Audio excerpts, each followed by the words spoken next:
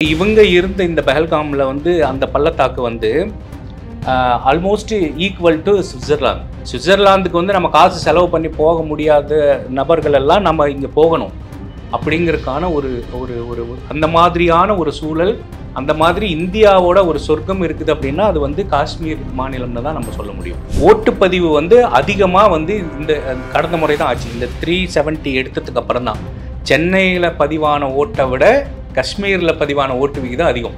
இப்போ எல்லாத்தோட கேள்வியும் வந்து இந்திய ராணுவம் என்ன பண்ணுச்சு அப்படின்னா, இந்திய ராணுவம் ஒன்றும் பண்ண முடியாது. இதுக்கு வந்து இப்போ அந்த அந்த இடத்துல எல்லை பாதுகாப்புல அவங்க தாங்க நிற்கிறாங்க. எல்லை பாதுகாப்புல எல்லை பாதுகாப்பு படை தான் இருக்காங்க. பிஎஸ்எஃப்னு சொல்லக்கூடிய பார்டர் செக்யூரிட்டி ஃபோர்ஸுங்க தான் வந்து அந்த துணை ராணுவம் தான் நிற்பாங்க. இந்தியா முழுக்க நிறைய மாநிலங்கள்ல இருந்து போயிருக்கும் போது குறிப்பா இந்த 7 உளவுத்துறை அதிகாரிகள் அவங்க குடும்பத்தாரோட அங்க வந்து சுற்றுலா போயிருக்காங்க. அப்போ அவங்க வந்து இந்திய உளவுத்துறைக்கு வந்து இந்த மாதிரி ஒரு மிலிட்டன்ட் மூவ்மெண்ட் இருக்குது, தீவிரவாதிகளோட மூவ்மெண்ட் இருக்குது அப்படிங்கிறது வந்து கண்டிப்பா தெரியும். ஸோ அந்த அந்த அந்த விஷயம் வந்து தெரிஞ்சிருந்ததுன்னா இவங்களும் போயிருக்க மாட்டாங்க. ஸோ அந்த விஷயம் தெரியாமல் இருக்குது அப்படிங்கும்போது இந்திய உளவுத்துறை மேலே ஒரு பெரிய கேள்விக்குறி எல்லாத்துக்குமே வருது. அது எனக்குமே வருது. அந்த ரம்மியமான அந்த பள்ளத்தாக்கில் இருந்து 10 நிமிஷம் மூச்சை பிடிச்சி ஓடணும் அப்படின்னா அடர்ந்த காட்டுக்குள்ளே ஓடி போயிடலாம்.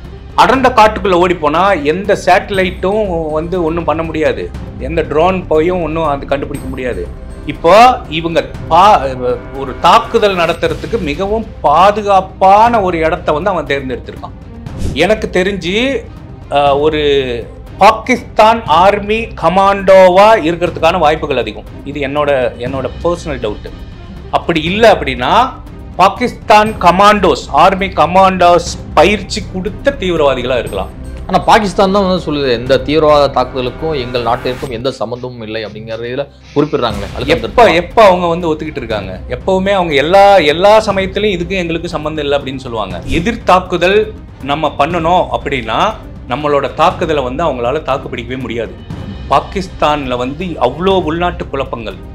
இப்போ இந்த சமயத்துல நம்மளோட தாக்குதல் ஆரம்பிச்சோம்னா கூட அவங்களுக்கு அதிகபட்சமா 2 வாரத்துக்கு தான் கச்சா எண்ணெய்கள் அவங்களுக்கு இருப்பு இருக்குது.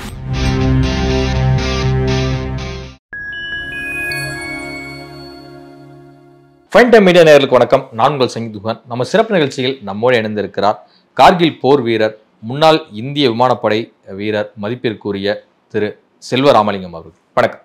வணக்கம். காஷ்மீர் மாநிலம் பஹல்காமில் வந்து ஒரு பயங்கரவாதிகள் நடத்தப்பட்ட தாக்குதலில் கிட்டத்தட்ட 28 பேர் உயிரிழந்திருக்காங்க. ஒரு பெரும் சோகமான ஒரு சம்பவம் நாட்டையே வந்து பெரும் சோகத்தில் ஆழ்த்தியிருக்கிறது. ஆனால் அதே சமயம் இப்போ இந்தியாவுக்கும் பாகிஸ்தானுக்கும் போர் வருமா அப்படிங்கிற சுச்சுவேஷன் வந்து ரொம்ப முட்டி மோதி நிற்கிது. இந்த ஒரு பதட்டமான சூழ்நிலையை நீங்கள் எப்படி பார்க்குறீங்க உங்களுடைய அனுபவத்தை? முதல்ல உயிரிழந்த அத்தனை 28 சக இந்தியர்களுக்கும் அவங்க குடும்பத்தினருக்கு வந்து நான் என்னோட வருத்தத்தை தெரிவிச்சுக்கிறேன், ஆறுதலை தெரிவிச்சுக்கிறேன். என்னோட ஒன்றா பயணம் பண்ண, எனக்கு பின்னாடி வந்து பயணம் பண்ணின கடற்படை வீரர் ஒருத்தர் இறந்திருக்காரு. அவர் இளம் வயதில் இப்போ தான் சமீபத்தில் தான் திருமணம் ஆச்சுன்னு சொல்லி நம்ம நிறையா சமூக வலைதளத்தில் பார்த்தோம்.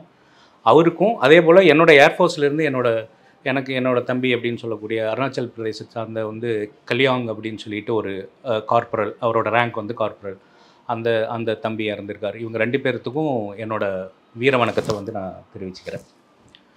இப்போது இந்த தாக்குதல் அப்படிங்கிறது பார்த்தோம் அப்படின்னா ஒரு நிராயுதபாணியை வந்து ஒரு துப்பாக்கி வச்சிருக்கிறவன் வந்து தாக்கியிருக்கான் அப்படிங்கும்போது அது ஏற்றுக்கவே படக்கூடிய ஒரு விஷயம் கிடையாது.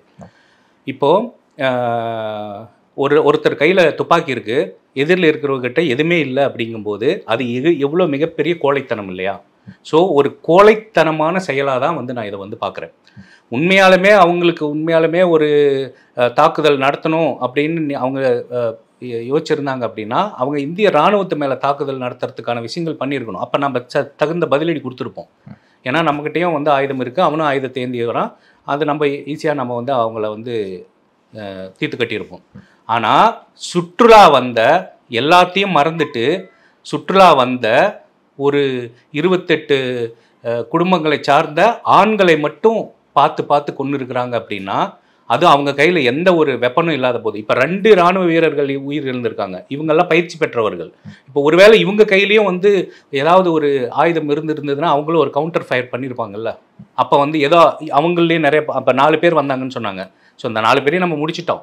இந்த 4 பேர் அப்போவே இவங்கள கண்டிப்பாக நம்ம இராணுவ வீரர்களே வந்து அப்போவே அங்கேயே வந்து முடிச்சிருக்கிற வாய்ப்புகள் இருக்கு இல்லையா? ஸோ அப்படி தான் நம்ம பார்க்கணும். காஷ்மீரில் எப்போதுமே வந்து ஒரு போர் சூழல், ஒரு பதட்டமான சூழல் வந்து எப்போவுமே இருந்துக்கிட்டே இருக்கிறத வந்து நம்ம வந்து பார்க்குறோம். நீங்கள் ஒர்க் பண்ண வர காஷ்மீரை வந்து எப்படி நீங்கள் எந்த பார்வை கொண்டு நீங்கள் பார்க்குறீங்க, அணுகுறீங்க? காஷ்மீர் அப்படிங்கிறது வந்து இந்தியாவோட ஒரு சொர்க்கம்னு சொல்லலாம். அங்கே இருக்கக்கூடிய அந்த நில அமைப்புகள் வந்து இன்னுமே வந்து மாசுபடாமல் இருக்குது. நான் வந்து காஷ்மீரில் வந்து இதே அனந்த்நாக் டிஸ்ட்ரிக்டில் இப்போ இந்த சம்பவம் நடந்திருக்கு இல்லையா? அது அனந்த்நாக் டிஸ்ட்ரிக்ட்னு சொல்ல வரேன். அந்த அனந்த்நாக் டிஸ்ட்ரிக்டில் தான் நான் வந்து 2002 வந்து நான் வந்து பணியாற்றினேன். 2002 வந்து நான் பணியாற்றும் போது இந்த சம்பவம் நடந்த இந்த பஹல்காமில் இருந்து என்னோட விமானப்படை தளமான அவந்திப்பூர் அப்படின்னு சொல்லுவோம். இந்த அவந்திப்பூர் வந்து ஒரு 25-30 கிலோமீட்டர் தூரத்தில் தான் இருக்குது. ஸோ நாங்கள் வந்து ஹெலிகாப்டரில் வந்து நிறைய அந்த பள்ளத்தாக்குகளை பார்வையிடுறதுக்காக வந்து நாங்கள்லாம் நிறைய முறை போயிருக்கோம். அங்கே எங்களோட ஏர்ஃபீல்டு இருக்கும்போது ரன்வேல எந்த விலங்குகளும் வந்து டிஸ்டர்ப் பண்ணிடக்கூடாது அப்படிங்கிறதுக்காகவும் அதை பார்க்கறதுக்கு கண்காணிக்கிறதுக்காக நாங்கள் நிறைய முறை ஹெலிகாப்டரில் போயிருக்கோம். அப்போ அந்த பள்ளத்தாக்குகளையெல்லாம் நான் பார்க்கும்போது அவ்வளோ பிரமிப்பாக இருக்கும். அந்த பள்ளத்தாக்கு பார்க்கும்போது அங்கே ஓடக்கூடிய அந்த ஜீலம் நதி, இந்த நதியெல்லாம் பார்க்கும்போது மேலேருந்து பார்க்கும்போது அந்த ஆற்றோட கீழே இருக்கக்கூடிய கற்கள் எல்லாம் தெரியும். அந்த அளவுக்கு பளிங்கு நீர் அது. ஓகேங்களா? அதே மாதிரி விவசாயத்தில் இதுவரையிலும் அங்கே வந்து கெமிக்கல் ஃபெர்டிலைசிங்லாம் எதுவும் போட்டு இதுவரையிலும் வந்து மாசுபடாத ஒரு பூமியாக வச்சுருக்காங்க. அந்த மாதிரி ஒரு சொர்க்கம்னு சொல்லலாம். இப்போ இவங்க இருந்த இந்த பஹல்காமில் வந்து அந்த பள்ளத்தாக்கு வந்து ஆல்மோஸ்ட் ஈக்குவல் டு சுவிட்சர்லாந்துக்கு வந்து நம்ம காசு செலவு பண்ணி போக முடியாத நபர்கள் எல்லாம் நம்ம இங்கே போகணும் அப்படிங்கிறதுக்கான ஒரு அந்த மாதிரியான ஒரு சூழல், அந்த மாதிரி இந்தியாவோட ஒரு சொர்க்கம் இருக்குது அப்படின்னா அது வந்து காஷ்மீர் மாநிலம்னு தான் நம்ம சொல்ல முடியும். ஒரு மிகச்சிறந்த டூரிஸ்ட் பிளேஸாக வந்து பிரகாசமான டூரிஸ்ட் பிளேஸ். ஆனால் அதே சமயம் இப்போ தாக்குதல் நடந்த இடத்துல வந்து ராணுவ வீரர்கள் இல்லாத ஒரு மக்களுக்கு மிகப்பெரிய ஒரு அச்சத்தை ஏற்படுத்தி இருக்கு அப்படிங்கிற பார்வை வந்து முன்வைக்கப்படுது. ஆமாம், தீவிரவாதிகள் வந்து தாக்குதல் நடத்தின நேரத்தில் அங்கே பணியாற்றி இருக்கக்கூடிய ராணுவ வீரர்கள்லாம் எங்கெங்க போனாங்க, அவங்களாம் லேட்டாக தான் வந்தாங்க அப்படிங்கிற மாதிரிலாம் ஒரு குற்றச்சாட்டுகள் முன்வைக்கப்படுது. என்ன நடந்துச்சு? இது வந்து இந்த ஆர்டிகிள் 370 சொல்லுவாங்க. அது நீங்கள் படிச்சிருப்பீங்க. அந்த சிறப்பு அந்தஸ்து. இந்த சிறப்பு அந்தஸ்தை வந்து சமீபத்தில் நீக்கினதுக்கு அப்புறம் போன வருடம் மட்டும் சுற்றுலா பயணிகளோட எண்ணிக்கை வந்து 30 லட்சம். காஷ்மீரை வந்து சுற்றி பார்க்க வந்திருக்கக்கூடிய வெளிநாட்டு பயணிகள் உட்பட இந்தியர்களும் சேர்ந்து எல்லாம் பார்த்து சுற்றுலா பயணிகளோட எண்ணிக்கை வந்து 30 லட்சம். இந்த வருடம் வந்து அது 60 லட்சத்துக்கு தொடர்றதுக்கான வாய்ப்பு இருக்குது அப்படிங்கிற மாதிரி சூழல் இருந்தது. இந்த ஆர்டிகிள் 370 எடுக்காத வரையிலும் எப்பவுமே பதட்டமான சூழல் நிலவிட்டு இருந்ததுனால அங்கே வந்து சுற்றுலாவுக்காக பயணிகள் வந்து போகிறது மிக குறைவாக தான் இருக்கும். ரொம்ப ரொம்ப கணிசமான அதி பாதுகாப்பு உறுதி செய்யப்பட்டதுக்கு அப்புறம் தான் வந்து ஏதாவது ஒரு சில மக்கள் வந்து வருவாங்க. ஆனால் இந்த 370 எடுத்ததுக்கு அப்புறம் இந்த மாதிரியான ஒரு சூழல் வந்து நல்ல சூழல் வந்து நிலவுச்சு. அங்கே இருக்கக்கூடிய அந்த கிராம மக்களுக்கு வாழ்வாதாரமும் உயர்ந்துச்சு. இதை விட முக்கியமான ஒரு விஷயம் என்னன்னா, ஓட்டுப்பதிவு வந்து அதிகமாக வந்து இந்த கடந்த முறை தான் ஆச்சு. இந்த 370 எடுத்ததுக்கு அப்புறம் தான் சென்னையில் பதிவான ஓட்டை விட காஷ்மீரில் பதிவான ஓட்டு விகிதம் அதிகம். அந்த மாதிரி ஒரு சூழல் இப்போ நிலவிட்டு இருந்தது. இந்த சூழல் இப்படி நிலவிட்டு இருக்கும்போது பொதுமக்களுக்கு வந்து என்ன வந்து இப்போ பொதுமக்களாகட்டும் ஊடகங்களாகட்டும் எல்லாத்துக்கும் என்ன ஒரு கேள்வி அப்படின்னா, இப்போ நீங்கள் கேட்ட கேள்வி தான். இந்த டைமில் வந்து மிலிட்ரி என்ன பண்ணிட்டு இருந்தது, இந்திய இராணுவம் என்ன பண்ணிட்டு இருந்ததுன்னு. இப்போ ஜம்மு காஷ்மீரை எடுத்துக்கிட்டோம் அப்படின்னா அதோட பாதுகாப்பை முதல்ல உறுதி செய்யக்கூடிய நபர்கள் யார் அப்படின்னா அது வந்து JNK police, Jammu Kashmir police. இவங்க தான் எல்லா கிராமங்களுக்கும் எல்லா நகரங்களுக்கும் நடக்கக்கூடிய அனைத்து விஷயங்களுக்கும் அவங்க தான் வந்து ஜவாப்தாரிகள். அதான் அவங்க தான் வந்து அவங்ககிட்ட தான் முதல்ல எல்லா விஷயமுமே அவங்க தான் கண்காணிக்கணும். ஜம்மு காஷ்மீர் போலீஸ் அப்படிங்கிற அந்த அவங்களோட இதை தாண்டி ஏதாவது ஒன்று நடக்குதுன்னா துணை இராணுவம் அப்போ சப்போர்ட் பண்ணும். சிஆர்பிஎஃப் அங்கே வந்து டிப்ளாய் பண்ணியிருக்காங்க, பிஎஸ்எஃப் வந்து டிப்ளாய் பண்ணியிருக்காங்க. இவங்களோட துணையோட அங்கே இருக்கக்கூடிய சிறிய அளவில் ஏதாவது ஒரு போராட்டமோ ஏதோ ஒரு துப்பாக்கி சூடோ நடந்ததுன்னா இவங்க இந்த அளவில் வச்சு அதை வந்து முறியடிக்கிறதுக்கான முயற்சிகள் பண்ணுவாங்க. இதையெல்லாம் தாண்டி ஒரு பெரிய இது நடக்குது, ஒரு வார்லைக் சுச்சுவேஷன் வருது, ஒரு போர் நிகழக்கூடிய சூழல் அமையுது, அப்படிங்கும்போது தான் இந்திய இராணுவம் வரும். ஸோ இதை வந்து பொதுமக்களும் நிறையா புரிஞ்சுக்கணும். உங்களை மாதிரி ஊடகங்களும் இதை வந்து நீங்கள் பொதுமக்களுக்கு சொல்லணும். இப்போ எல்லாத்தோட கேள்வியும் வந்து இந்திய இராணுவம் என்ன பண்ணுச்சு அப்படின்னா, இந்திய இராணுவம் ஒன்றும் பண்ண முடியாது. இதுக்கு வந்து இப்போ அந்த இடத்துல எல்லை பாதுகாப்புல அவங்க தாங்க நிற்கிறாங்க. எல்லை பாதுகாப்புல எல்லை பாதுகாப்பு படை தான் இருக்காங்க. பிஎஸ்எஃப்னு சொல்லக்கூடிய பார்டர் செக்யூரிட்டி ஃபோர்ஸுங்க தான் வந்து அந்த துணை இராணுவம் தான் நிற்பாங்க. வார்லைக் சுச்சுவேஷன் வரும்போது தான் ஆர்மி வந்து டிப்ளாய் பண்ணுவாங்க. ஆர்மி வந்து தரைப்படை, இந்தியன் ஆர்மி தரைப்படையினால ஏதாவது அங்கே வந்து அவங்களுக்கு இன்னும் கஷ்டமாக இருக்குதுன்னா இந்தியன் ஏர்ஃபோர்ஸ் அப்போ போகும் வான்வழி தாக்குதல் நடத்துறதுக்கு. கார்கில் போரெல்லாம் அப்படி தான் நம்ம ஜெயித்தோம். இப்போ ஆர்மி வந்து அவங்க கார்கில்ல மலை மேலே இருக்காங்க, நம்ம ஆர்மி வந்து மலைக்கு கீழே இருக்காங்க. கொஞ்சம் கொஞ்சமாக மூவ் பண்ணும்போதெல்லாம் அவங்க மேலே, நீங்கள் அந்த சத்ரபதி சிவாஜி கதையை படிச்சிருப்பீங்க, மேலே ஒரு 5 பேர் 50 பேர் இருந்துட்டு இங்கே 500 பேரை வந்து கல்லை உருட்டி தள்ளியே இது பண்ணுவாங்க அப்படின்ட்டு. இந்த சூழல் நடக்கும்போது தான் இந்தியன் ஏர்ஃபோர்ஸ் போய் அவங்க அந்த மேலே இருக்கவங்க மேலே எல்லாம் வந்து குண்டு போட்டு அவங்களெல்லாம் சாகடிச்சதுக்கப்புறம் கொஞ்சம் கொஞ்சமாக இந்தியன் ஆர்மி அதாவது தரைப்படை அடுத்தடுத்து அவங்களும் போரிட்டு போய் ஒவ்வொரு இதாக பிடிச்சாங்க. ஸோ அந்த மாதிரி இருக்கும்போது இதுதான் வந்து அந்த ஹயரார்கின்னு சொல்லுவாங்க. முதல்ல வந்து ஜம்மு காஷ்மீரோட பாதுகாப்பை உறுதி செய்கிறது வந்து ஜம்மு காஷ்மீர் போலீஸ். அவங்களோட கைக்கு ஏதாவது தாண்டி வந்துச்சு அப்படின்னா துணை இராணுவம் சிஆர்பிஎஃப் அண்ட் பிஎஸ்எஃப். இதையும் முடியல, ஒரு பெரிய வார்லைக் சுச்சுவேஷன் நடக்குது, பெரிய ஒரு தாக்குதல் நடக்குது அப்படிங்கும்போது அப்போ தான் வந்து இந்தியன் மிலிட்ரிக்கு வந்து அந்த விஷயமே வந்து கொடுப்பாங்க. ஸோ இதை வந்து பொதுமக்கள் புரிஞ்சுக்கணும். 370 ரத்துக்கு பிறகு வந்து ஜம்மு காஷ்மீர் அண்ட் லடாக் அப்படின்னு சொல்லிட்டு 2 யூனியன் பிரதேசங்களாக வந்து ஒரு மாநிலத்தையே வந்து ரெண்டா உடைச்சாங்க சென்ட்ரல் கவர்மெண்ட். ஸோ அப்படி நம்ம பார்க்கும்போது வந்து பார்த்தீங்கன்னா இப்போ ஜம்மு காஷ்மீர் வந்து இப்போ சமீபத்தில் எலெக்ஷன்லாம் நடந்துச்சு. மக்களால் தேர்ந்தெடுக்கப்பட்ட ஒரு அரசும் வந்து மாநிலத்திலையும் அங்கம் வகிக்குது. அங்கே வந்து எம்பி எலெக்ஷன் நடந்துச்சு, அதன் மூலயமா தேர்ந்தெடுக்கப்பட்ட பிரதமரும் வந்து இருக்கிறார். நான் கேட்குறது என்ன கேள்வி அப்படின்னா, அங்கே யூனியன் கண்ட்ரோல் அப்படின்னு போகும்போது டோட்டலாக அந்த மாநிலத்தினுடைய கண்ட்ரோல் வந்து இவங்க தானே எடுத்துக்கிறாங்க, சென்ட்ரல் கவர்மெண்ட் எடுத்துக்குதுன்னு சொல்கிறீங்க. சென்ட்ரல் கவர்மெண்ட் எடுத்துக்கிட்டாலும் எல்லா மாநிலத்துக்கான வந்து நீங்கள் இராணுவம் அப்படின்னாவே வந்து அது பாதுகாப்புத்துறை வந்து மத்திய அரசுக்கு கீழே தான் இருக்குது. அதில் வந்து சந்தேகமே கிடையாது. ஆனால் இப்போ நம்ம இங்கே தமிழ்நாட்டுக்குள்ளே ஏதாவது ஒரு உள்ளுக்குள்ளே ஏதாவது ஒரு குழப்பம் நடக்குது, ஒரு போலீஸுக்கும் பொதுமக்களுக்கும் ஒரு நடக்குது, இல்லை ஏதாவது ஒரு ரவுடி இது நடக்குது அப்படின்னா இந்திய இராணுவம் வருதா? அது தமிழ்நாடு போலீஸ் தானே அதை வந்து முறியடிக்கிறாங்க. அதே மாதிரி தான் அங்கேயும் இப்போ இங்கேயும் அதே சூழல் வந்து அவங்களோட கையை விட்டு போகும்போது நிறைய போராட்டக்காரர்களோட எண்ணிக்கை அதிகமாகும் போது துணை இராணுவத்தை கூப்பிட்டு இந்த கண்ணீர் புகை கொண்டு மாதிரியான விஷயங்கள் எல்லாம் பண்ணுவாங்க. அது முடியலன்னா அதுக்கப்புறம் தான் வந்து ஆர்மி எல்லாம் வரும். அதே தான் எல்லா இடத்துலையும் அதே தான் ஸ்ட்ரக்சர். ஸோ இதை வந்து காஷ்மீர் இனி சொர்க்க பூமியாக தான் இருக்கும்னு சொல்லிட்டு மோடியும் சொன்னார், அமித்ஷாவும் அவர்களும் வந்து சொன்னாங்க. ஸோ அப்படி பார்க்கும்போது எப்படி இது மாதிரியான ஒரு சூழல்ல இப்படி ஒரு தாக்குதல் வந்து நடந்திருக்க முடியும்? அப்ப இன்டெலிஜென்ஸ் டீம் என்ன பண்ணிட்டு இருந்துச்சு, இந்தியாவுடைய ரா அமைப்பு வந்து என்ன செய்தது அப்படிங்கிற கேள்வி வந்து மக்களுக்கு இயல்பா எழுதுதாங்க. ஆமா, இந்த கேள்வி வந்து எல்லாத்துக்கும் இயல்பா வருது. ஒரு முன்னாள் ராணுவ வீரனா எனக்கும் வரக்கூடியது. ஏன் அப்படின்னா அந்த 28 பேர்ல 7 பேர் வந்து இன்டெலிஜென்ஸ் பீரோ அதாவது உளவுத்துறை சார்ந்த அதிகாரிகள். அதிகமாக அவங்க எந்த மாநிலத்திலேருந்து வந்தாங்க அப்படின்னு பார்த்தோம்னா ஆந்திராவிலேருந்து கர்நாடகாவிலேருந்து அதிகமாக போயிருந்திருக்காங்க. இந்த தாக்குதலில் வந்து இந்தியா முழுக்க போயிருக்காங்க, தமிழ்நாட்டிலிருந்தும் போயிருக்காங்க. தமிழ்நாட்டில் ஒருத்தருக்கு மட்டும் வந்து அதிகமான குண்டடியில் வந்து பெரிதும் பாதிக்கப்பட்டிருக்காரு. ஆனால் இந்த மாதிரி ஒரு இந்தியா முழுக்க நிறைய மாநிலங்கள்லேருந்து போயிருக்கும்போது குறிப்பாக இந்த 7 உளவுத்துறை அதிகாரிகள் அவங்க குடும்பத்தாரோட அங்கே வந்து சுற்றுலா போயிருக்காங்க.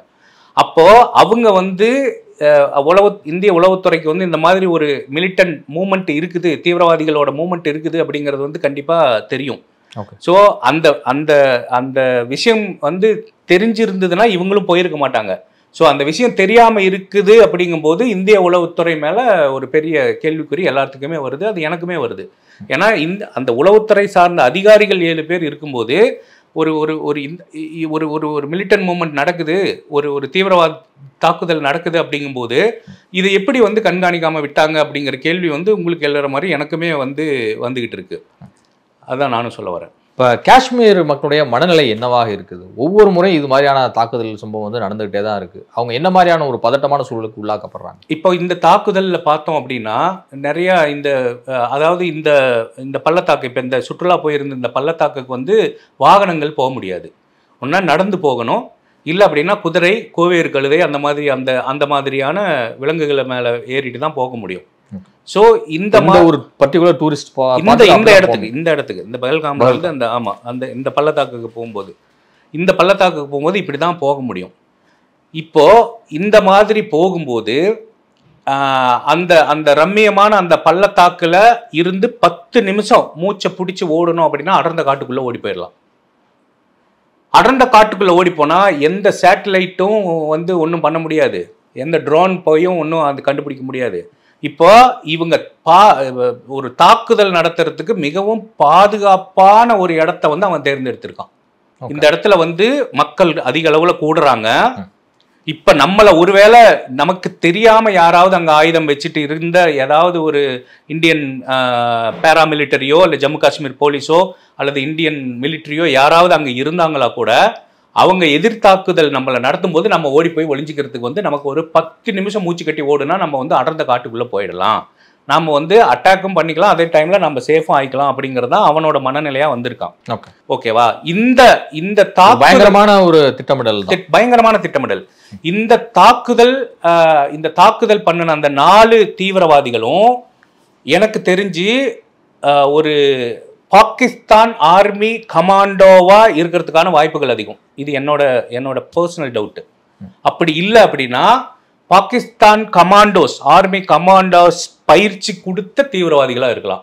ஏன் அப்படின்னா இப்போ ஒரு தீவிரவாத தாக்குதலுக்கு வந்து ஒரு சிறிய அமைப்பில் இருந்து ஒரு தீவிரவாதி வந்து ஒரு 4 தீவிரவாதிகள் வராங்க அப்படின்னா அவங்க பதட்டத்தோட தான் இருப்பாங்க. அவங்களுக்கு சரியா சுடக்கூட தெரியாது. என்னதான் பயிற்சி எடுத்திருந்தாலும் பதட்டத்தோட தான் இருப்பாங்க. ஏன்னா எப்போ வேணாலும் அவங்க உயிர் போகலாம் அப்படிங்கிற ஒரு இதில் தான் உள்ளேயே வருவாங்க. எந்த ஒரு தீவிரவாத தாக்குதல்லையும் நான் திரும்பி உயிரோட போவேனா அப்படிங்கிறது அந்த தீவிரவாதிக்கு வந்து எப்பயுமே தெரியாது. ஏன்னா ஒரு தாக்குதல் நடத்தும் போது எதிர்த்தாக்குதல் கண்டிப்பாக வரும். அந்த எதிர்த்தாக்குதலை நான் இறக்கலாம், இல்லை தப்பிச்சு போகலாம், எப்படி வேணாலும் போகலாங்கும் போது ஒரு உள்ளுக்குள்ள பதட்டம் மனிதராக இருக்கிற எல்லாத்துக்குமே இருக்கும். ஒரு பதட்டமே இல்லாமல் எடுத்துட்டு வந்து நீங்கள் வந்து இந்துவா முஸ்லீமா கிறிஸ்டினான்னு கேட்டு அவங்களோட ஆணுறுப்பை பார்த்து சுண்ணத்து பண்ணியிருக்கியா? இப்போ நான் வந்து தப்பிக்கிறதுக்காக என்னோட பேர் ஜாஃபர் அலின்னு கூட நான் சொல்லலாம். இப்போ நான் அங்கே இருந்திருக்கேன், நான் ஒரு இந்து ரிலீஜனை சார்ந்தவன். நான் வந்து அங்கே இப்போ சொல்கிறாங்க அவன் வந்து இப்போ முஸ்லீம்னா விட்டுறான் அப்படிங்கும்போது என் பேர் ஜாஃபர் அலின்னு நான் சொல்லியிருந்தேன்னா சொல்கிறதுக்கான வாய்ப்புகள் கூட இருக்குது. அப்போ அவங்க வந்து சுண்ணத்து பண்ணியிருக்கானான்னு பார்க்குறாங்க. ஸோ அவங்க வந்து எவ்வளோ ஒரு பயிற்சி பெற்றவர்களாக இருந்தால் இந்த மாதிரி ஒவ்வொருத்தரையும் கூப்பிட்டு கூலாக சுட்டிருக்காங்க. அது இயல்பான ஒரு பயிற்சி பெற்ற ஒரு தீவிரவாதினால அந்த மாதிரி பண்ணவே முடியாது. இது ஒன்றா பாகிஸ்தான் ஆர்மி கமாண்டோ, இந்த 4 பேர் பாகிஸ்தான் ஆர்மி கமாண்டோஸாக இருக்கலாம். இல்லை அப்படின்னா அந்த பாகிஸ்தான் ஆர்மி கமாண்டோஸ் பயிற்சி கொடுத்த தீவிர பயிற்சி பெற்ற தீவிரவாதிகளாக இருக்கலாம். ஆனால் பாகிஸ்தான் தான் வந்து சொல்லுது எந்த தீவிரவாத தாக்குதலுக்கும் எங்கள் நாட்டிற்கும் எந்த சம்பந்தமும் இல்லை அப்படிங்கிறதுல குறிப்பிடுறாங்களே. எப்போ அவங்க வந்து ஒத்துக்கிட்டு இருக்காங்க? எப்பவுமே அவங்க எல்லா சமயத்திலையும் இதுக்கு எங்களுக்கு சம்பந்தம் இல்லை அப்படின்னு சொல்லுவாங்க. இல்லை, பாகிஸ்தானுக்கு இது பின்னணியில் இவங்க இருந்திருக்காங்க அப்படின்னா சர்வதேச அளவில் எல்லா நாடுகளுமே வந்து பாகிஸ்தானை மிகப்பெரிய ஒரு அக்யூசேஷனுக்கு தள்ளணும் இல்லை. ஸோ அப்படி பார்க்கும்போது அவங்க முன்கூட்டியே வந்து சொல்லியிருக்காங்களே. இல்லை, என்னன்னா இப்போ பாகிஸ்தானில் நிலவக்கூடிய சூழல் என்ன அப்படின்னு சொன்னா, பாகிஸ்தானில் வந்து பஞ்சாப் அப்படின்னு மாநிலம் பாகிஸ்தான்லேயும் ஒரு மாநிலம் இருக்கு. இந்த பஞ்சாப் மாநிலத்துல தான் வந்து இந்த தீவிரவாதிகள கூடாரங்கள் எல்லாமே அங்கே தான் இருக்கு. இந்த லஷ்கர் இ தொய்பா இந்த மாதிரியான பெரிய பெரிய தீவிரவாத அமைப்புகளுக்கான பயிற்சி கூடம் வந்து அங்கே தான் இருக்குது. ஓகேங்களா? அந்த பஞ்சாப் மாநிலத்தில் பயிற்சி கூடத்தில் இருக்கிறதுனால அங்கு இருக்கக்கூடிய மக்கள், பாகிஸ்தானை சார்ந்த அந்த பாகிஸ்தான் மக்கள் பாகிஸ்தான் ஆர்மியை வந்து ஒரு வேல்யூவே பண்றது கிடையாது.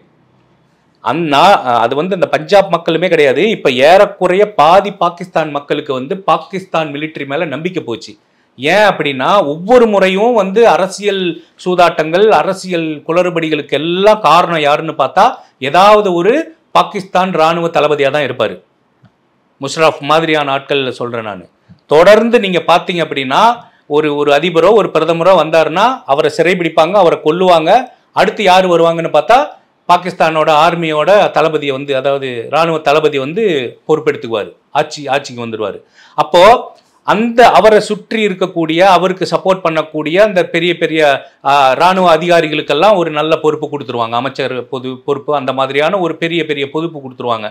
அவங்கெல்லாம் வந்து பாகிஸ்தான் மக்களோட வரிப்பணத்தில் வந்து உலகம் சுற்றுறது, அவங்க ஃபேமிலி போய் வெவ்வேறு நாடுகளுக்கு போய் அவங்க செட்டில் ஆகுறது அப்படின்ட்டு இருக்கும்போது பாகிஸ்தான் மக்களுக்கு வந்து எங்கள் வரிப்பணத்தில் நீங்கள் என்னடா இவ்வளோ இதாக இருக்கிறது, நீங்களாம் எங்களுக்கு என்னடா பாதுகாப்பு ஏதாவது கொடுக்குறீங்களா, நீங்கள் எங்கள் காசை தின்னுட்டு எல்லாரும் போய் நீங்கள் தான் வந்து அனுபவிச்சுட்டு இருக்கிறீங்க அப்படின்ற ஒரு மனநிலை இருக்கிறதுனால பாகிஸ்தான் மக்கள் வந்து பாகிஸ்தானோட ஆர்மியை வந்து இராணுவத்தை வந்து பெரிதாக மதிக்கிறது இல்லை. இந்த சமீப காலத்தில் இந்த இது வந்து இந்த புள்ளி விவரம். இப்போ அவங்களுக்கு வந்து அந்த இராணுவத்தை மதிக்கணும் அப்படின்னா இந்த மாதிரி ஒரு சிக்கல் வரும்போது இது கண்டிப்பாக வந்து இந்தியா வந்து பாகிஸ்தான் மேலே போர் தொடுக்கிறதுக்கோ இல்லை பாகிஸ்தான் மேலே தீவிர தாக்குதல் நடத்துறதுக்கோ வாய்ப்புகள் இருக்குது அப்படிங்கிறது அவங்களுக்கும் தெரியும். அப்போ இந்த மாதிரி நடத்தும் போது நாட்டுக்காக நாங்கள் இல்லை அப்படின்னா உங்களை எல்லாம் வந்து இந்திய இராணுவம் வந்து இது பண்ணியிருக்கோம், உங்களை பாதுகாக்கிறது நாங்கள் தான் அப்படின்னு சொல்றதுக்கான ஒரு வாய்ப்பாக கூட அவங்க எடுக்கலான்னு நான் கருதுறேன். தற்போதைய சூழ்நிலையில் உலகமே வந்து உலநாடுகள் பல நாடுகள் வந்து போரே வேணாம்னு சொல்லிட்டு இருக்காங்க. குறிப்பாக ரஷ்யா உக்ரைன் போராக இருக்கட்டும், இஸ்ரேல் காசா போராக இருக்கட்டும், இதெல்லாம் பார்த்த பிறகு தயவுசெய்து போர்லாம் வேண்டாம், எல்லாருமே அமைதியான சூழலில் வந்து பேச்சுவார்த்தையில் தீர்வானுவோம் அப்படின்னு சொல்லி தான் அதை நோக்கி தான் நகர்றாங்க. இப்படி இருக்கிற இந்த பட்சத்தில் இன்னைக்கு இந்தியாவுக்கும் பாகிஸ்தானுக்கும் போர் வருமா அப்படிங்கிற ஒரு கேள்வியே வந்து இளற ஒரு சுச்சுவேஷன் வந்து பார்க்கணும். இதை எப்படி புரிஞ்சுக்கணும்னு நினைக்கிறேன். எதிர்த்தாக்குதல் நம்ம பண்ணணும் அப்படின்னா நம்மளோட தாக்குதலை வந்து அவங்களால தாக்குப்பிடிக்கவே முடியாது. பாகிஸ்தானில் வந்து அவ்வளோ உள்நாட்டு குழப்பங்கள். இப்போ இந்த சமயத்தில் நம்மளோட தாக்குதல் ஆரம்பித்தோம்னா கூட அவங்களுக்கு அதிகபட்சமாக 2 வாரத்துக்கு தான் கச்சா எண்ணெய்கள் அவங்களுக்கு இருப்பு இருக்குது. கச்சா எண்ணெய்கள் இல்லைன்னா நீங்கள் முடிஞ்சு போச்சு, பெட்ரோல் டீசல் கிடைக்காது. பெட்ரோல் டீசல் கிடைக்கலன்னா எந்த ஒரு ஆர்மி வெஹிக்கிளும் மூவ் ஆகாது, ஃப்ளைட் எதுவும் பறக்காது. அப்போ என்ன பண்ணுவீங்க? அவங்களுக்கு தெரியும் நம்ம சூழல் இதுதான் இருக்குது அப்படின்னு சொல்லி. எனக்கு தெரிஞ்சு இந்திய தாக்குதலை வந்து அவங்களால கண்டிப்பாக சமாளிக்க முடியாது அப்படிங்கிறது அவங்களுக்கும் தெரியும். ஆனால் நாங்களும் அதுக்கு வந்து தயாராக இருக்கிறோம் அப்படின்னு அந்த மக்களை நம்ப வைக்கணும், நாங்களும் வந்து உங்களுக்கு பாதுகாப்பாக இருக்கிறோம்னு மக்களை நம்ப வைக்கிறதுக்காக தான் அந்த அணு ஆயுத சோதனை நாங்கள் இதெல்லாம் பண்ணுறோம், ஏவுகணையை நிறுத்தி வைக்கிறோம் அப்படிங்கிறதெல்லாம் வந்து பூச்சாண்டி வேலைகள். அவங்களால ஒன்றும் பண்ண முடியாது, இதுதான் அவங்களோட சூழல். ஆனால் இப்போ இந்திய இராணுவம் என்ன பண்ணணும் அப்படின்னா, என்னோட கருத்துப்படி நான் என்ன நினைக்கிறேன் அப்படின்னா, சர்ஜிக்கல் ஸ்ட்ரைக் கேள்விப்பட்டிருப்பீங்க, நுண்ணிய தாக்குதல். இந்த இதில் வந்து இந்த பஞ்சாப்ல இருக்கக்கூடிய எல்லா தீவிரவாதி கூடாரங்களையும் வந்து அழிக்கணும். அந்த எல்லா தீவிரவாதிகளோட கூடாரங்களை அழிச்சதுக்கு அப்புறம் அதுக்கப்புறமும் உள்ள போயும் நம்ம சில விஷயங்கள் பண்ணணும். இந்த மாதிரி பண்ணும்போது அவங்க நாட்டுக்கு வந்து மக்களையோ இல்லை நம்ம இதையோ ஒன்றும் பெருசாக பண்ண போகிறதில்ல, நம்ம அழிக்க போகிறது தீவிரவாதிகளை தான் அழிக்க போகிறோம். அப்படிங்கும்போது இது கண்டிப்பாக நடக்கும்னு நினைக்கிறேன். ஸோ தீவிரவாதிகளை வந்து சர்ஜிக்கல் ஸ்ட்ரைக் மூலமாக கண்டிப்பாக வந்து நம்ம வந்து கொல்லணும், தீவிரவாதிகளை வந்து வேறு இருக்கணும். அதுக்கப்புறம் இந்த பேச்சுவார்த்தை, இந்த வந்து மனிதாபிமானம், இந்த மாதிரி விஷயங்கள் நடக்கும். இப்போவும் அவங்க வந்து பேச்சுவார்த்தைக்கு தயாராக தான் இருக்கிறாங்க. நாங்கள் ஏன் வந்து இந்த தாக்குதலுக்கும் எங்களுக்கும் சம்மந்தம் இல்லைன்னு சொல்கிறாங்க அப்படின்னா, கண்டிப்பாக நம்ம தாக்குதலை அவங்களால சமாளிக்க முடியாது. உலகத்தில் 3வது பெரிய இராணுவம் நம்மளோட இந்திய இராணுவம். இந்திய இராணுவம் வந்து 3வது பெரிய இராணுவமாக இருக்கிறதுனால பாகிஸ்தானெல்லாம் நமக்கு முன்னாடி ஒன்றுமே பண்ண முடியாது, அது அவங்களுக்கும் நல்லாவே தெரியும். ஆனால் இந்த மாதிரியான விஷயங்களை பண்ணி அவங்க வந்து அந்த அரசியலில் வந்து அவங்க ஒரு குழப்பத்தை ஏற்படுத்தி அந்த மக்களுக்கு நாங்கள் இருக்கிறதுனால தான் நீங்கள்லாம் காக்கப்படுகிறீர்கள் அப்படிங்கிற ஒரு நம்பிக்கையை விதைக்கணும் அப்படிங்கிறதுக்கான ஒரு இதுதான் இந்த விஷயம், இந்த தாக்குதலாக நான் பார்க்குறேன். இப்போ பஹல்காமில் நடந்த தாக்குதலில் வந்து பார்த்தீங்கன்னா இவ்வளோ பேர் இறந்துருக்காங்க. ஆனால் அங்கே வந்து ஒருத்தர் பேட்டி கொடுக்குறாரு, எப்போவுமே இங்கே ராணுவ வீரர்கள் வந்து எப்போவுமே இங்கே சுற்றிட்டு தான் இருப்பாங்க, அதிக எண்ணிக்கையில் வந்து இருப்பாங்க, குறைஞ்சது ஒரு 1000 பேத்துக்கு மேலே இந்த சைடு சுற்றிட்டே தான் இருப்பாங்க அப்படிங்கிறாங்க. ஸோ அந்த பர்டிகுலர் டைம் எப்படி அவங்க அந்த டைம் இல்லாமல் போனாங்க? அந்த டைமில் நிறைய செக் போஸ்ட் வந்து இப்போ பெரிய அளவில் இல்லை அப்படிங்கிற விஷயங்கள் எல்லாம் நானுமே கேள்விப்பட்டேன். இது ஏன் நடந்தது அப்படிங்கிறது வந்து கண்டிப்பாக பெரிய கேள்விக்குறி தான். ஏன்னா அந்த அந்த பகுதியில் நாங்கள் ஒரு 3000 மக்கள் வந்து டெய்லி வந்து போகிற ஒரு இடம் அப்படிங்கிற மாதிரி சொல்கிறாங்க. ஸோ அந்த இடத்துல நம்ம மக்களை பாதுகாக்கிறதுக்கு எல்லாமே நல்லா ஃபோர்ஸாக வந்து சேஃப்கார்டாக பண்ணியிருக்கணும்ல. இப்போ இந்த பாகிஸ்தான் நம்ம காஷ்மீரை வந்து பிரிக்கும்போது அதிகமாக அங்கே இருக்கிற மக்கள் வந்து இஸ்லாமியர்கள், இந்துக்களும் வந்து ஓரளவுக்கு இருக்காங்க கணிசமான அளவில். அந்த அந்த அந்த காஷ்மீரை ஆண்டது வந்து ஒரு இந்து ராஜா. அது வந்து நீங்கள் வந்து பாகிஸ்தான் பக்கம் போகிறீங்களா இந்தியா பக்கம் போகிறீங்களாங்கும்போது அவர் இந்து ராஜா, நான் இந்தியா பக்கமே எங்கள் மாநிலத்தை கொடுக்குறேன்னு சொல்லி போயிட்டார். இப்போ அதிகமாக முகமதியர்கள் இருக்காங்க, இஸ்லாமியர்கள் இருக்காங்க அப்படிங்கிறதுக்காக நம்ம அந்த பகுதியை கொடுக்கணும் அப்படின்னாலும் அவசியம் கிடையாது. இப்போ நம்ம இந்தியாவிலே பார்த்தீங்கன்னா எத்தனையோ பகுதிகளில் வந்து நம்ம இஸ்லாமிய சகோதரர்கள் வந்து நிம்மதியாக இருக்காங்க. அதே போல் எத்தனையோ பகுதிகளில் அடர்ந்து காணப்படுறாங்க. ஸோ அதெல்லாம் நம்ம வந்து கணக்கில் எடுத்துக்க முடியுமா? இப்போது இந்த தாக்குதலுக்கு முதல்ல குரல் கொடுத்தது வந்து நான் இந்தியாவுக்காக நான் நிற்கிறேன், இந்த தீவிரவாதத்தை வந்து நாங்கள் வந்து வேறு இருக்கணும், அப்போ இந்தியாவுக்கு வந்து நான் எங்களோட முழு ஆதரவை நாங்கள் கொடுக்குறோன்னு சொன்னது நாடு வந்து இஸ்ரேல். அதுக்கப்புறம் சவுதி அரேபியா. சவுதி அரேபியாவில் இருக்கிறவர்கள்லாம் இஸ்லாமியர்கள் தானே, அந்த நாடும் வந்து சொல்லியிருக்குது. அப்படிங்கும்போது இப்போ இவங்க அதிகமாக இவங்க காஷ்மீரில் இருக்கிறாங்க அப்படிங்கிறதுக்காக நம்ம அதை கொடுக்கணும்னு அவசியம் கிடையாது அப்படிங்கிறது தான் நம்மளோட நிலைப்பாடு. இப்போ இந்த ஆர்டிகல் 370 எடுத்ததுக்கு அப்புறம் அவங்களோட இந்த சுற்றுலாத்துறை மூலமா அவங்களுக்கு கிடைச்சிருக்கக்கூடிய அந்த ஒரு என்ன சொல்றது அந்த தொகை, அந்த சுற்றுலா மூலம் கிடைச்சிருக்கக்கூடிய அந்த அந்த அந்த வாழ்க்கை மேம்பாடு அவங்களுக்கு கிடைச்சிருந்த அந்த மக்களுக்கு சொல்றேன், அந்த பர்டிகுலராக காஷ்மீர் மக்களுக்கு சொல்றேன், அந்த அந்த அந்த மக்களுக்கு கிடைச்சிருக்கக்கூடிய வாழ்வாதாரம் உயர்தல், பொருளாதாரம் உயர்தல் எல்லாம் வந்து கணிசமான அளவில் உயர்ந்திருக்கு. அப்போ உயர்ந்திருக்கும் போது இது ஒரு நல்ல ஒரு சூழலாக இருக்குது அப்படின்னு வந்து அந்த மக்களும் வந்து நம்ப ஆரம்பிச்சிட்டாங்க. இப்போ அந்த நம்ப ஆரம்பிக்கும் போது தான் இந்த நம்பிக்கையை உடைக்கிறதுக்கு சில விஷயங்கள் பண்ணணும் அப்படிங்கிறதுக்கான ஒரு விஷயமா தான் வந்து இதை பண்ணியிருக்காங்க. இப்போ அங்கே இருந்த இஸ்லாமிய சகோதரர் ஒருத்தர் வந்து நீங்கள் வந்து சுடக்கூடாது, இவங்கெல்லாம் நம்ம காஷ்மீரை சுற்றி பார்க்க வந்த சுற்றுலா பயணிகள், இவங்கெல்லாம் நம்மளோட சிறப்பு விருந்தினர்கள், இவங்க பத்திரமா அனுப்புறதா நம்ம வேலைன்னு சொல்லிட்டு ஒரு ஒரு ஒரு ஒரு இஸ்லாமிய சகோதரர் வந்து அவர் போய் தடுத்திருக்கிறாரு, அவரையும் சுட்டு கொண்டு இருக்காங்க. இப்போ வந்து அது தெரியல உங்களுக்கு, அவரையும் சுட்டு கொண்டு இருக்காங்க. அப்போ இங்க எல்லாமே வந்து நமக்கு வந்து ஒரு சகோதரத்துவத்தோட தான் நம்ம வாழ்ந்துட்டு இருக்கோம். அவங்க இப்போ இந்துக்கள் இஸ்லாமியர்கள் அப்படிங்கிற ஒரு பிரிவினையை ஏற்படுத்தி அதுல சில விஷயங்களை வந்து பத்த வச்சு அதுல குளிர்காயணும்னு நினைக்கிறாங்க. அந்த விஷயத்துக்கான ஒரு முன்னெடுப்பு தான் இந்த தீவிரவாத தாக்குதலை நான் பார்க்குறேன். பயங்கரவாத தாக்குதலை தடுக்க காஷ்மீரில் நாம் என்ன செய்ய வேண்டும் நினைக்கிறேன்? இப்போ இந்த தாக்குதல் அப்படிங்கிறது வந்து 4 தீவிரவாதிகள் வந்தாங்க, வந்து ரொம்ப தெளிவா வந்து ஆண்களை மட்டும் சுட்டாங்க. ஆண்கள் அதுவும் இந்துக்களா கிறிஸ்துவர்களா முகமதியர்களான்னு பார்த்து சுட்டாங்க அப்படின்னு சொல்லி நம்ம பார்த்தோம். அதில் அந்த கர்நாடகாவை சார்ந்த ஒரு கணவனை இழந்த சகோதரி சொல்லும்போது, என் கணவரை என் கண்ணு முன்னாடி சுட்டுட்டாங்க, என் கணவரே போனதுக்கப்புறம் நான் ஏன் இருக்கணும், என்னையும் சுட்டுக்கொள்ளுங்கன்னு அப்படி நான் கேட்கும்போது நான் பெண்களை சுட மாட்டேன் அப்படின்னு சொல்லி அந்த தீவிரவாதி வந்து சொல்லியிருக்கான். அதுக்கப்புறம் அவங்க பையன் கேட்டிருக்காரு, அவர் வந்து ஒரு அடலன்ஸ் ஏஜில் இருக்கக்கூடிய ஒரு கல்லூரி மாணவர், எங்கள் அப்பாவே நீ சுட்டு கொண்டுட்ட, என்னையும் இது பண்ண உன்னையும் நான் சுட்டுக்கொள்ள மாட்டேன், எனக்கு தேவை இந்துக்கள், ஒரு ஃபேமிலி மேன், அந்த மாதிரி இருக்கிறவங்கள தான் இது பண்ணணும், இதை போய் உங்கள் மோடி கிட்ட சொல்லு அப்படின்னு சொல்லி அந்த பெண் கிட்ட சொல்லியிருக்காங்க. ஓகேவா? ஸோ இப்போ அவங்களோட அந்த அந்த அந்த உள்நோக்கம் வந்து நமக்கு வந்து தெளிவாக புரியுது. இந்த காஷ்மீர் மக்கள் இந்த 370 எடுத்ததுக்கு அப்புறம் இது நாள் வரையிலும் எந்த ஒரு பதட்டமான சூழல் இல்லாமல் நிறைய சுற்றுலா பயணிகளும் வரக்கூடிய ஒரு சூழல் வந்துட்டு சுற்றுலாத்துறை மூலமாக அவங்களுக்கு ஒரு கணிசமான தொகையும் கிடைக்கும்போது இதை இப்படியே விட்டுட்டு இருந்தா எல்லாரும் அங்கே இருக்கக்கூடிய காஷ்மீர் மக்களே வந்து நாங்கள் வந்து இந்தியா எங்களுக்கு பெரிய அளவில் எங்களுக்கு சப்போர்ட் பண்ணியிருக்கு, ஸோ நாங்கள் வந்து முழுமையாக இந்தியாவோட இருக்கிறதுக்கான மனநிலைக்கு அவங்கெல்லாம் வந்துடுவாங்க, அந்த மனநிலையை நம்ம வந்து உருவாக்கி கொடுக்கக்கூடாது அப்படிங்கிற ஒரு விஷயமா கூட நம்ம இதை வந்து பார்க்கலாம். இதில் என்ன ஒரு முக்கியமாக கவனிக்கக்கூடிய விஷயம் அப்படின்னா, நார்மலாகவே இந்த மாதிரி ஒரு தாக்குதல் அப்படிங்கிறது சிறிய அளவில் தாக்குதல் இருந்ததுன்னா ஏதாவது ஒரு சின்ன அமைப்பு இதுக்கு நான் பொறுப்பெடுத்துக்கிறேன்னு சொல்லுவாங்க. இது வந்து 28 பேரை கொண்டிருக்காங்க அப்படிங்கும்போது இதற்கான ஒரு இதை வந்து யார் எடுத்துக்கிறாங்க அப்படின்னு சொல்லி பார்த்தோம்னா, அங்கே இருக்கக்கூடிய காஷ்மீர் ரெசிஸ்டன்ட் ஃப்ரண்ட் அப்படின்னு சொல்லிட்டு ஒரு அமைப்பு.